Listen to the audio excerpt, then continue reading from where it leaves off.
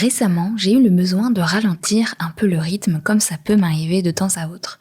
Plusieurs choses ont concouru à ce ressenti, mais je crois que c'est un sujet important et qui n'est pas toujours évident à accepter et encore moins à mettre en pratique, même si, en théorie, on aurait tous envie de ralentir le rythme.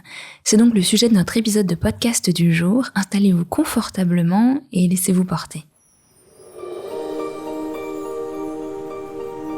Bienvenue sur le podcast à haute vibration, qui vous aide à remettre du sacré dans votre quotidien. Ici, je vous accompagnerai dans votre évolution personnelle et spirituelle, afin de vivre une vie alignée, connectée et un peu plus magique. Je suis Jenna Blossoms et ma mission est de rendre la spiritualité accessible. Je suis auteure de plusieurs livres et de jeux de cartes oracles, enseignante spirituelle et créatrice de méditations guidées pour éveiller la conscience et transformer sa vie.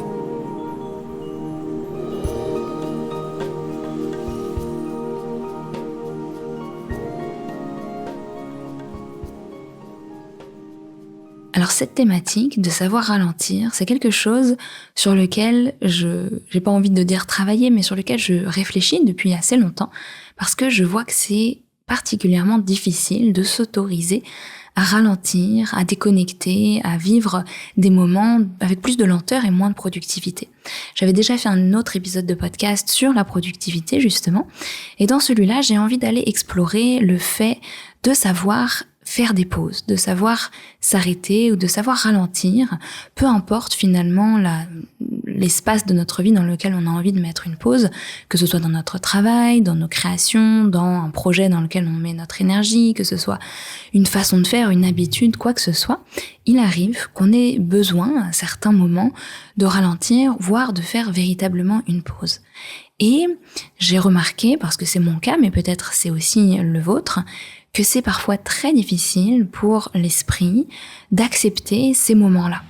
On crée de la culpabilité, on a des pensées négatives, notre image de nous-mêmes peut aussi être déstabilisée parce qu'on a l'impression que on n'est pas assez bien, qu'on ne devrait pas s'autoriser, que peut-être ces moments de pause nous font reculer ou nous empêchent d'avancer vers la concrétisation de nos buts, de nos rêves, etc. Bref, c'est parfois assez compliqué et je vois que ce sont des pensées qui se manifestent dans mon esprit assez régulièrement lorsque je sens ces appels à faire des pauses. Alors peut-être le premier point, c'est déjà celui de reconnaître les moments où il y a des ressentis qui nous invitent à ralentir un peu le rythme et leur laisser de la place parce que la plupart du temps, il y a des signes qui arrivent au fur et à mesure. Peut-être qu'on a de moins en moins d'entrain, peut-être qu'on a des pensées un peu moins dirigées vers le positif ou vers l'envie de créer ou d'avancer. Peut-être qu'on se sent un peu plus lasse, un appel à la lenteur, à la douceur. On peut sentir ces moments arriver pour nous inviter gentiment à une autre phase. Et ce qui se passe très souvent, en tout cas pour les personnes qui ont du mal à accepter la lenteur, et je crois qu'on est nombreux, c'est qu'on résiste, on continue quand même, on fait autre chose, on a des pensées qui nous jugent en fait d'avoir ces moments d'appel à plus de recul, plus de douceur ou voire même arrêter un temps certaines choses.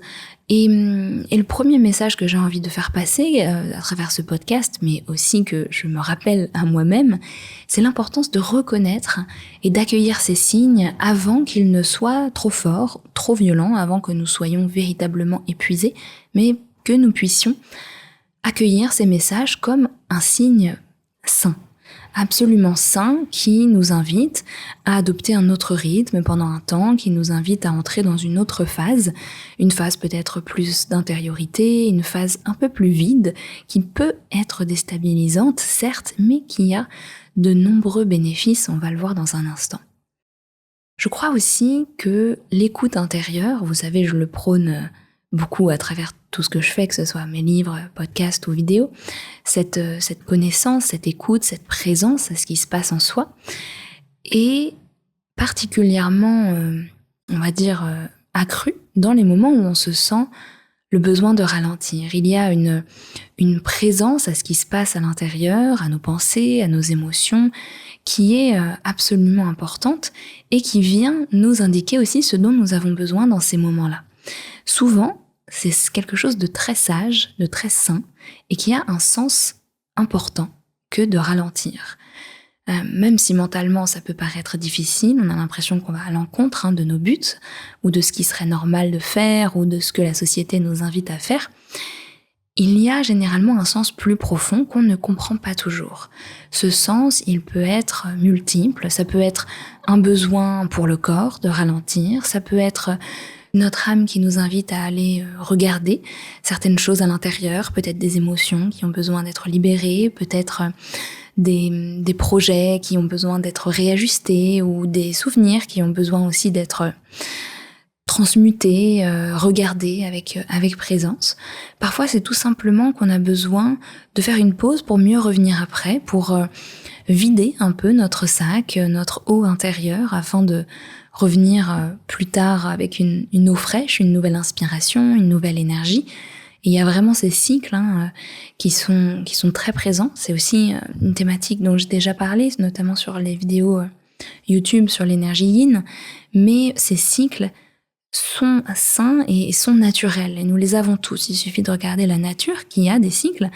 Entre l'hiver et l'été, il y a quand même ce cycle naturel qui nous invite à un moment donné à nous dépouiller pour pouvoir ensuite donner. Et nous avons, nous aussi, ces cycles intérieurs, ces phases, ces moments où, comme la mer qui va, qui vient, le ressac des vagues, nous avons, nous aussi, besoin de nous retirer, d'être moins dans l'action, d'être moins dans le produire, dans le faire ou dans le don de notre énergie vers l'extérieur, et dans des périodes plus lentes, qui sont moins productives, qui sont moins dans la création, moins dans le don de notre énergie, mais voilà, tout simplement dans une période de reconnexion à l'intérieur. Et je crois que c'est vraiment important d'en parler parce que on vit dans une société qui ne met pas du tout cela en avant, qui dévalorise énormément le non-faire, la non-productivité, comme si notre image personnelle en dépendait énormément. Et finalement, ces temps de pause que l'on s'octroie peuvent prendre différentes formes. Il ne s'agit pas de s'enfuir dans son cocon et de ne plus jamais sortir, ni d'arrêter absolument tout ce que nous faisions dans notre vie, mais ça peut être des moments de plus de frugalité, de plus de simplicité. On peut par exemple décider de se couper des réseaux. En ce moment, moi, c'est quelque chose que je fais. Je ne partage plus beaucoup en ce moment. Il y a des posts qui sont faits parce qu'avec mon équipe, on travaille aussi à recycler des contenus, etc. Mais je ne vais plus beaucoup sur les réseaux en ce moment, je ne poste plus du tout de story, encore moins de choses personnelles, parce que je ressens cet appel à moins diffuser mon énergie à l'extérieur. Ça peut être aussi une forme de pause ou de ralentissement au niveau du travail, au niveau des projets. Ça peut être un rythme que l'on s'était imposé. Parfois, ça va être par exemple une vie sociale active ou un certain nombre d'activités ou bien un rythme de sport. Voilà, des modes de fonctionnement qu'on a, et il ne s'agit pas de dire est-ce qu'ils sont bien ou mauvais, c'est pas la question, mais de danser avec ces élans intérieurs qui parfois nous invitent à être dans le haut de la vague, ce qu'on appelle parfois ainsi, c'est-à-dire dans des périodes de création, de travail, de productivité, d'extériorité. Et parfois, ça va être l'inverse. Ce sont des moments où on a besoin de se recentrer, de se reconnecter, de ralentir et d'expérimenter un petit peu cette période plus vide et parfois, oui, déstabilisante. Alors, je vous pose la question, si vous écoutez ce podcast, c'est peut-être que le sujet a résonné avec vous, que vous vous êtes senti appelé à ralentir, à faire une pause dans un domaine de votre vie. Alors, je vous pose la question, de quel type de pause avez-vous besoin en ce moment ? De quel type de ralentissement avez-vous besoin en ce moment ? Et si la réponse qui émerge spontanément en vous, c'est de tout, je dois faire une pause de tout, je dois tout couper, et vous avez l'impression comme ça d'étouffer, je tiens à mettre une petite nuance sur ça parce que généralement ce n'est pas vrai. Nous n'avons pas envie de tout couper, c'est simplement dans ces moments-là qu'on est surmené et qu'on n'a pas écouté ces appels au ralentissement depuis un certain temps et qu'on est complètement éreinté et du coup on a l'impression qu'on ne peut plus continuer dans les différents domaines de notre vie ou les différents projets qu'on peut avoir ou notre vie de famille, etc. Alors si vous avez répondu de tout, je vous invite vraiment à vous poser peut-être une autre question qui est quels sont les besoins qui sont actuellement présents en vous et qui ne trouvent pas résolution, qui ne sont pas satisfaits.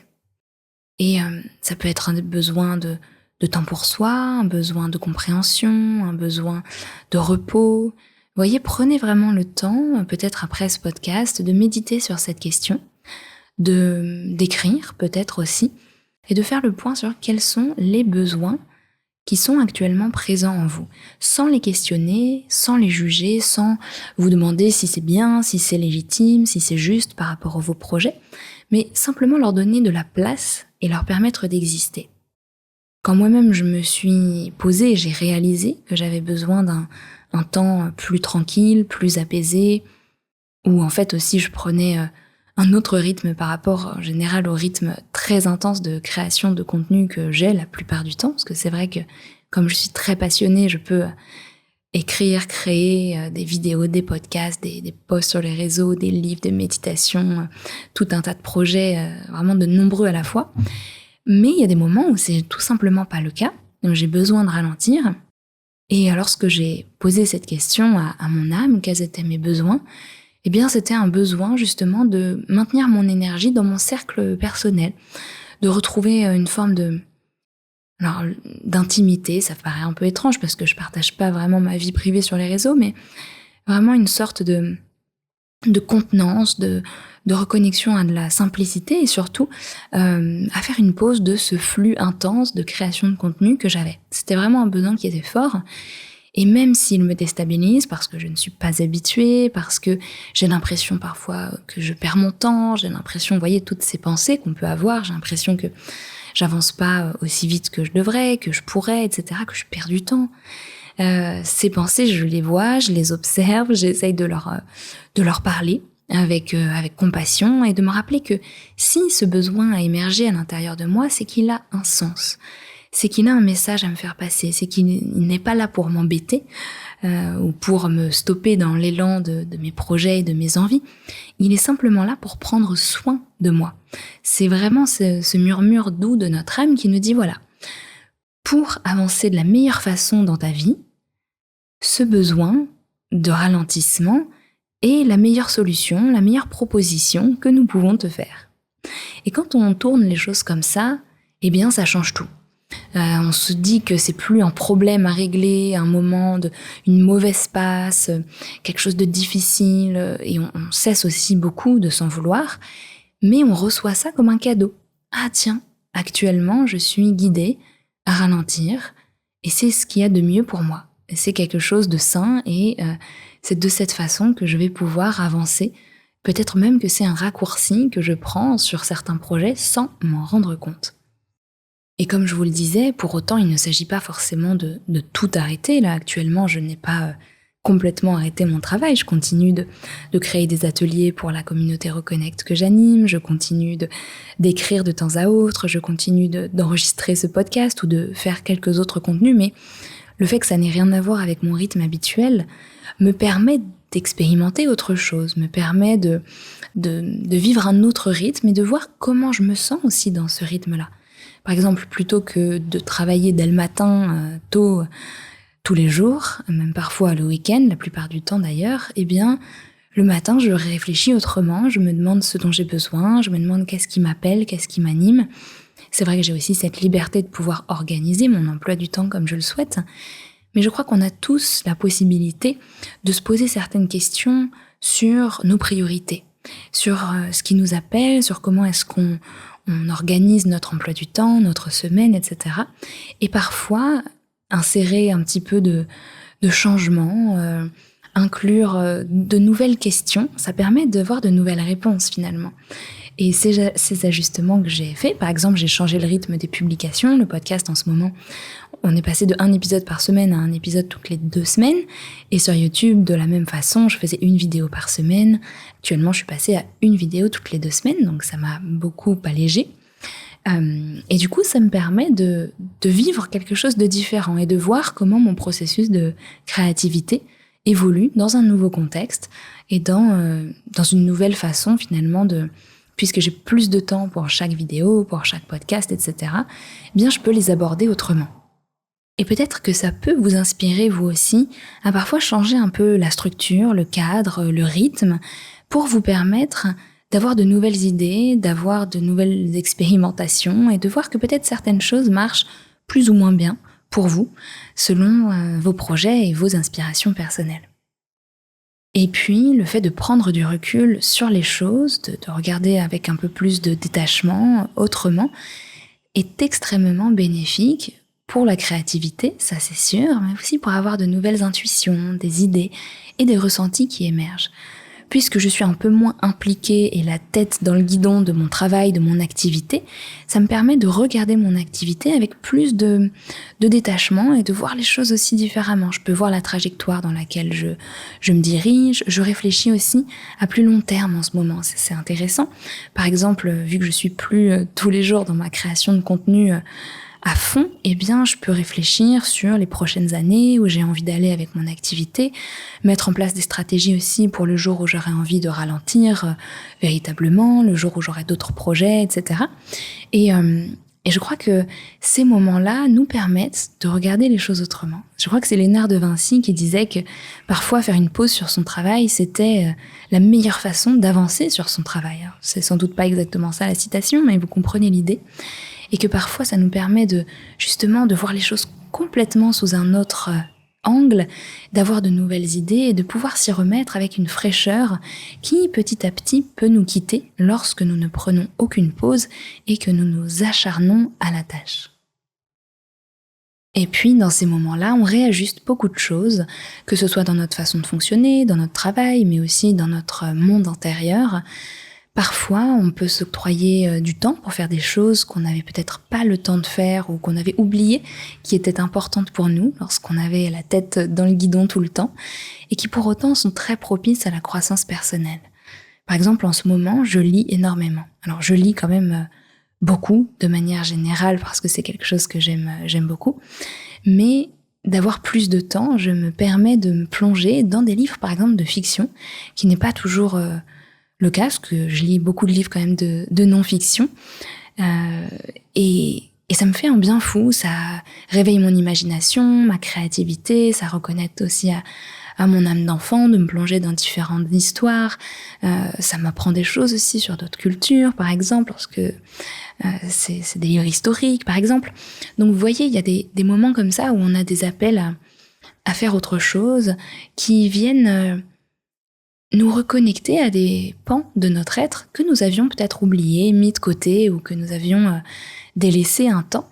Et cette notion de mesure, elle se voit aussi non pas au quotidien, mais quand on prend du recul et qu'on regarde notre existence tout entière, eh bien on peut voir qu'on aura eu des phases de grande productivité et des phases de connexion intérieure importantes, et que c'est comme ça aussi que se mesure l'équilibre et la voie du milieu de notre vie. Alors, peut-être ce message a aussi pour but de vous rappeler de ne pas laisser de côté les choses qui vous procurent de la joie, les moments de présence que vous pouvez avoir avec votre famille, par exemple, ou de vivre pleinement certaines expériences, certains lieux dans lesquels vous êtes, parce que peut-être que vous ne serez pas toujours en cet endroit, ce moment de votre vie ne durera pas forcément éternellement, et de pouvoir s'octroyer du temps aussi pour le savourer, ou simplement un état de présence, ça change les choses et je crois que ça fait beaucoup de bien. Et c'est peut-être ça le message que j'ai envie de faire passer aussi avec ce podcast qui est vraiment très spontané pour le coup. Mais de rappeler l'importance et l'intelligence, je crois aussi, de savoir marquer des pauses, des temps d'arrêt dans notre rythme habituel. Et enfin, avant de peut-être vous laisser prendre ce temps pour vous, je voulais parler un petit instant des normes de succès et des normes du bien-être qu'il est important de définir pour soi. Ce qui est le rythme des autres, ce qui est le succès des autres, n'est pas forcément le vôtre. Ou bien il peut évoluer. Ce qui, par exemple, à un moment vous inspire grandement, des personnes qui créent beaucoup ou qui vivent leur vie ou fonctionnent d'une certaine façon, peut ne plus être votre modèle à un autre moment de votre existence. Récemment, dans un des ateliers Reconnect, justement, on a parlé de la réussite et on a fait un joli travail de reconnexion à notre définition, critère de la réussite, au sentiment qu'on avait associé à cela, avec un bel exercice d'intériorité. C'était super et finalement, on se rend compte que le sentiment de réussite, il y a l'étiquette et la définition, on va dire, sociale, sociétale, que parfois on s'applique à nous-mêmes, alors que si on se pose véritablement la question de ce qui constitue la réussite et le succès pour nous, on peut obtenir des réponses différentes. Avoir le temps de vivre sa vie, par exemple, ou de profiter de sa famille ou des gens que l'on aime, avoir suffisamment pour vivre et en même temps faire tous les projets qui sont riches et qui font plaisir à notre cœur, vous voyez ? Il y a vraiment des valeurs différentes qui émergent selon les personnes. Pour certaines, ce sera la liberté, pour d'autres, ce sera une notion d'épanouissement profond, de plaisir à faire ce que l'on fait, etc. Et donc, je vous pose aussi la question, quelle est votre notion de la réussite, du succès ou de la liberté ? Et cette question, elle m'a aussi rappelé qu'une des valeurs principales dans ma vie, c'était la liberté. C'est pour cela que j'avais choisi de lancer mon activité en ligne plutôt que de me poser quelque part de précis. C'est aussi pour ça que je voyage beaucoup et que j'ai vécu dans différents endroits du monde. Cette notion de liberté dans mon emploi du temps, dans ma façon de penser et je crois aussi dans ma façon d'être, m'est très chère. Et cette liberté, quel sens a-t-elle si je suis enchaînée à un certain rythme ou à une certaine façon de produire ou de travailler ? Vous voyez, et donc parfois se poser ces questions, mais quelles sont les valeurs les plus importantes pour moi ? Est-ce que j'honore ces valeurs actuellement ? Ça vous permettra aussi de revoir s'il y a des changements dans les priorités que vous avez actuellement qui sont importants. Et peut-être si une notion de pause ou de ralentissement vous aidera à avancer et vous permettra de remettre le sens des priorités ou de remettre les valeurs les plus importantes pour vous sur le devant de votre scène intérieure. Alors voilà pour ce podcast sur le fait de ralentir, de faire une pause. J'espère qu'il vous aura inspiré, que les quelques questions que je vous aurai posées vous auront permis de méditer sur la question et de voir ce qui est important pour vous actuellement, de voir peut-être là où vous avez besoin de ralentir, de faire une pause pour le moment venu, quand il sera juste et que vous en sentirez l'élan, pouvoir vous lancer à nouveau avec une belle créativité et énergie retrouvée. Si vous avez aimé ce podcast, comme toujours, vous pouvez laisser un petit mot sur Apple Podcast. C'est toujours une belle façon de soutenir les créateurs. Et vous aimerez peut-être encore davantage la communauté Reconnect dont je parle souvent, qui est le lieu principal où je partage dans des ateliers de pratique, des exercices, des méditations, des questions-réponses, des soins énergétiques et encore plein d'autres choses. Vous retrouverez toutes les infos en description de ce podcast et en attendant, je vous souhaite le meilleur, prenez bien soin de vous et à très bientôt pour un nouvel épisode.